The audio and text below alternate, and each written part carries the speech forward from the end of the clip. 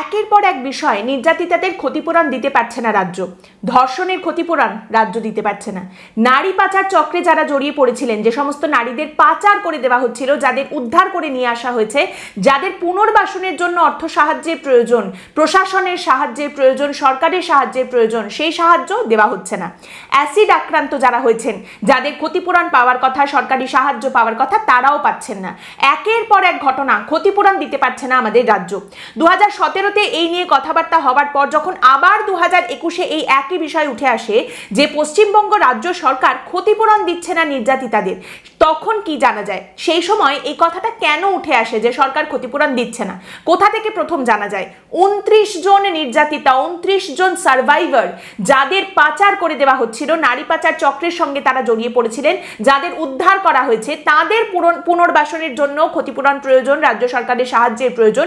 সেই রকম 29 জন মহিলা, তারা মুখ্যমন্ত্রী মমতা বন্দ্যোপাধ্যায়, মহিলা মুখ্যমন্ত্রী আমাদের রাজ্যের, তাকে চিঠি লিখেছিলেন এবং চিঠি লিখে তার কাছে আবেদন করেন যে আমরা এই সমাজের মূল স্রোতে আবার ফিরে আসতে চাই, জীবনের আলোয় ফিরে আসতে চাই, আমরা আবার সুন্দরভাবে বাঁচতে চাই এবং তার জন্য রাষ্ট্রের তরফ থেকে যে সাহায্য আমাদের পাওয়ার কথা, যে সাহায্য আমাদের রাষ্ট্রের করার কথা, সেই সাহায্য দয়া করে আপনি আমাদের প্রদান করুন।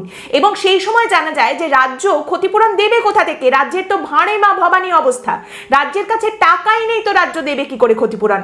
সেই সময় জানা যায় পশ্চিমবঙ্গের স্টেট লিগাল সার্ভিসেস অথরিটি, যাদের ক্ষতিপূরণ দেওয়ার কথা, তাদের কাছে পড়ে রয়েছে মাত্র 5,000 টাকা।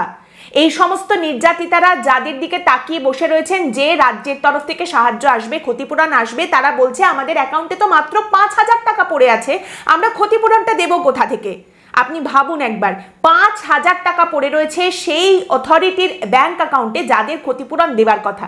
প্রত্যেক মাসে যে মহিলারা ভাতা পান, বছরের শেষে গিয়ে তাদের অ্যাকাউন্টেও হয়তো এর ডবল টাকা থাকে, কিন্তু আমাদের রাজ্য ক্ষতিপূরণ দিতে পারছে না। এবং এটা সমস্ত জায়গায় এক চিত্র আপনি দেখতে পাবেন।